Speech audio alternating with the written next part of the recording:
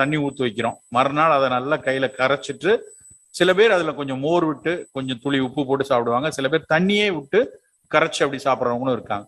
இந்த நீராகாரத்தில் உடலுக்கு உள்ள இருக்க நம்ம குடல்ல இருக்கக்கூடிய நல்லது செய்யற பாக்டீரியாஸை வளர்க்கக்கூடிய தன்மை ப்ரோபயாட்டிக்னு சொல்லுவோம்.